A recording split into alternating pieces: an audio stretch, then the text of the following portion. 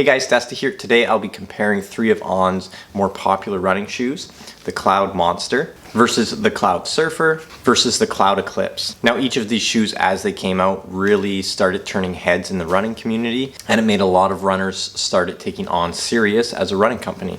All three of these are great shoes. I have a ton of experience running in them, and today I'll be doing a little comparison for you. So I'll throw some basic stats up on the screen. On paper, these shoes aren't too wildly different, and I would put them all in the neutral daily trainer category. They're all very comfortable. They all fit true to size. One thing I will mention about the Cloudmonster though is some people I know have had to go down half a size. I didn't find that to be the case, but just keep that in mind. For those of you wondering, yes, they all have removable insoles. And let's get started with the Cloudmonster. So this was the first shoe of the three to come out, and the Cloudmonster at the time featured On's largest Cloud pods. This shoe had way more stack than any other On shoe that had come out. This shoe was also a little bit softer in terms of an On shoe, and the shoe was certainly a huge home run for On. The cushion of the shoe is by no means super soft or plush. However, up until the launch of the shoe, most On shoes had a very, very firm feel, and the Cloudmonster offered some cushion that just wasn't really experienced in an On shoe up until that point. And honestly, the ride of the shoe is just really fun. So you can see there's a little bit of a rocker geometry or toe spring to this shoe. And for me personally, I liked using the Cloudmonster for long runs, kind of at that steady to up-tempo pace. I feel like the rocker geometry of the shoe just really encourages cruising along at a little bit of a faster pace. Now, I do have one negative about this shoe, and that is the durability. So I retired my Cloudmonsters at 280 miles, and that was because of the midsole feeling dead as well as excessive wear on the outsole. So at 280 miles on the heel, I had worn basically right down to the midsole foam, and then that midsole foam was really starting to feel quite dead at 280 miles. I probably could have even retired it at 250. I believe I even stopped doing long runs well before 280 miles just because my feet were feeling achy, and I could tell that the midsole foam just wasn't giving me the cushion or energy return that it once did. As far as price of the Cloudmonster, comes in at $210 Canadian or $170 US. However, this shoe has been out for quite a while, and likely in certain colorways you'll be able to find them discounted depending on where you look. Now, the next shoe that came out after the Cloudmonster was the Cloudsurfer, and I was going to leave my opinion on this shoe to the very end, but I'll just say it now. In my mind, the Cloudsurfer is probably a perfect running shoe, for myself at least. In my mind, this is an everything shoe. Comes in pretty light. It comes in at 8 ounces in my men's size 8.5. I love the comfort of this shoe, the cushioning. I found it handled all paces really nicely. And this was also a radical change for On coming out with this shoe for a couple of reasons. First of all, you can see there's no traditional Cloud pods. So On kind of retooled the midsole and cushioning system, and they call this the Cloud Tech phase. So put some slow-mo up of me stepping down in the shoe. You can see how this midsole compresses a little bit different than, say, the Cloudmonster. So far, this midsole is only featured in 2 shoes, the Cloudsurfer and the Cloudeclipse, but my experience is this new midsole cushioning is much, much softer than the Cloud pods on previous On shoes. Now, another radical change to this shoe was that there's no speed board in this shoe. So every On shoe that's came out prior to the Cloudsurfer featured a full-length plastic plate.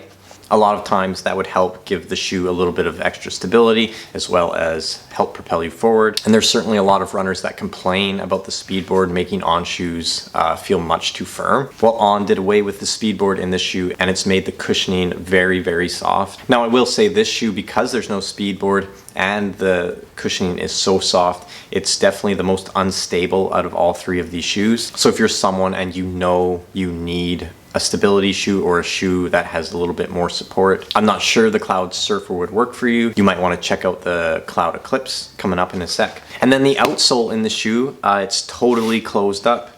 So in On shoes of past, you always had issues with getting rocks stuck in between the Cloud pods and in this channel in the middle. That's no longer an issue in the Cloudsurfer. And as far as durability of the Cloudsurfer, I retired mine at 435 miles. So overall, compared to the Cloudmonster, I was able to get an extra 150 miles out of my pair of Cloudsurfers. Now, as far as price goes, it retails for 200 Canadian or 160 US. As far as negatives of this shoe, I personally have zero negatives. Like I already mentioned, I think it's the perfect shoe. However, some people said they experienced a squeaking sound later in the life of this shoe. Just for whatever reason, however they wore out this midsole, it started to squeak every foot strike. I personally didn't experience that, but I bet that would be annoying if that happened to you. And then I think for some people, they just didn't find there to be quite enough cushion in the forefoot. This shoe does have a 10 mil drop, and there is 22 millimeters of stack height in the forefoot. And if you're someone who truly does like that real thick max cushion feel, then you're someone who would probably love the Cloudeclipse. So this is On's latest and greatest shoe to come out.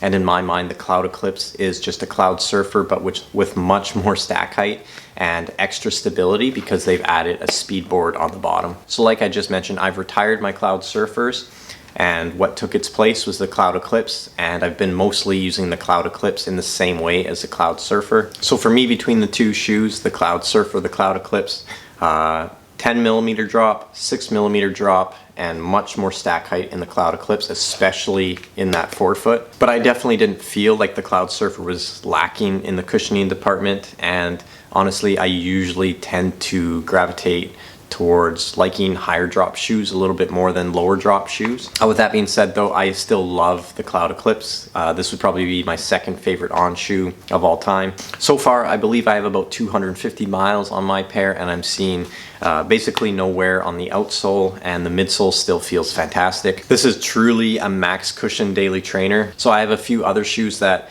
I basically don't run in anymore because of the Cloudeclipse. I have the Nike Invincible, and I have a couple pairs of the Asics Nova Blast. And to be honest, until this shoe bites the bullet, I will probably continue running in it over my other max cushioned options. One thing that I really like that On did about the Cloudeclipse was putting the speed board on the very bottom of the shoe. Usually the speed board sat on top of the midsole, and that made the ride feel very firm. Well, in this shoe, they put it at the very bottom, so you still get that soft feel of this big, thick midsole. And now that speed board is going to offer this shoe a lot of stability that would otherwise be needed if that speed board wasn't there. And as far as price goes, you're looking at 230 Canadian or 180 US. So if I had to give a quick recap, you have the Cloudmonster, definitely the firmest out of all three shoes. Definitely the lowest durability as well. For me personally, found this kind of best suited for kind of steady up-tempo pace, especially during long runs. Love the aggressive toe spring or rocker geometry of this shoe. And this one would be a no-brainer, especially if you could find an old colorway on sale. Then the Cloudsurfer, in my mind, this is a perfect running shoe. It does it all. It's super comfy. What more do you want? Keep in mind though that if you know you need a stability shoe, because the Surfer's missing that speed board, it is quite a flexy shoe and it might not offer you the support that you need. Then the Cloudeclipse, basically the Cloudsurfer on steroids with a little bit added stability because of that speed board. So that's going to be it. If you have any questions about these shoes, leave your questions down below in the comments and I'll be sure to get back to you. Like always, thanks for watching, and I'll see you in the next video.